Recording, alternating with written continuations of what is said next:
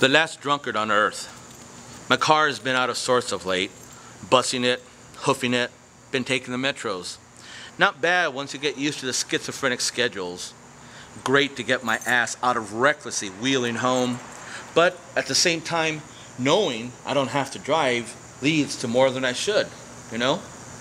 Longer than I should, and so consequently I find myself stumbling home sometimes at 8:30 a.m.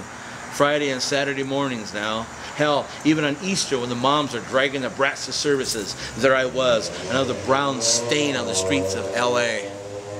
And here we are now, the last drunkard on earth, poking my head out of another loft, yet another after party, dreadfully late, parading down the streets, closed for the Fiasco Broadway or the Fiesta Broadway.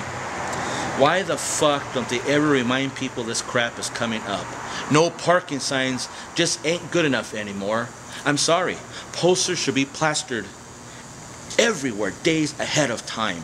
I can't keep track of every goddamn downtown event.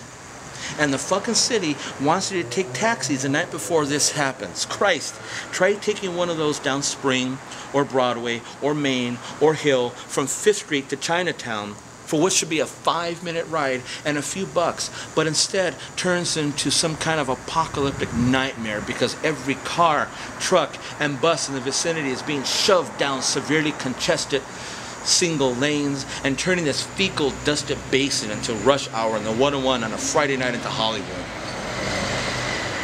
Anyway, I'm on the street, on foot, closed off for miles, and I see the workers hammering away, setting up the food stands, the giveaway stands, the places where the swine flu will no doubt spread at an alarming rate.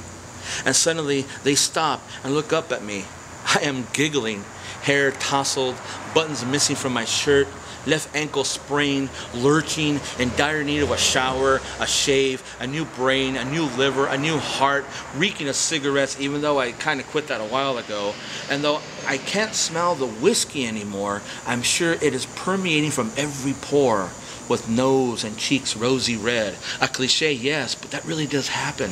And I know already I won't get my color back until the day after next, and I already know that when I get off my bus in East LA, I'll throw up blood in the bushes next to the auto repair shop while the old man from across the street will feign concern as he turns over in his sleep in the front yard of his relative's house in the dirt, visiting from the old country. And I can see from outside myself here a brown buffalo lumbering down the middle of the great white lie, starring in my own movie, the only human being not sleeping on the sidewalk, shaking off the rats, or setting up the 40th taco stand. And the police are watching. You know they are. They always are.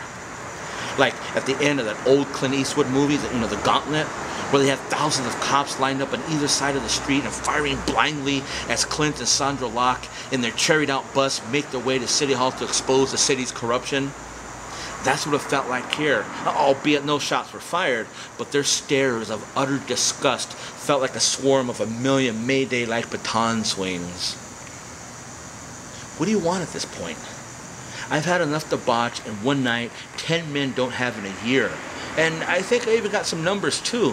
But once I come after a good jack-off, I don't even want to bother anymore. Random names on my sales contact list. Who the fuck is this? Where the fuck did I meet her? I cock my head and hear a woman's screams of passion high up in the window staring down at me.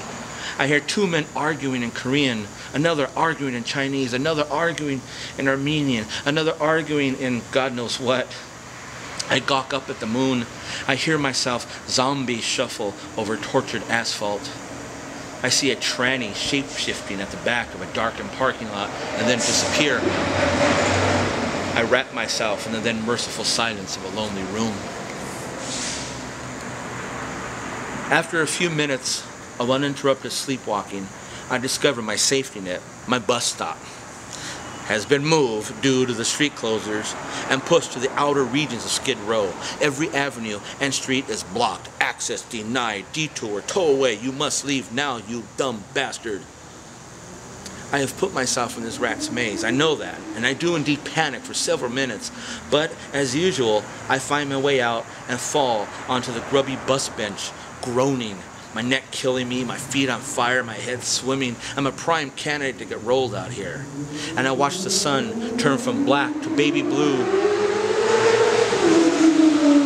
as bus after bus after bus after bus, that is not my bus, blasts past me.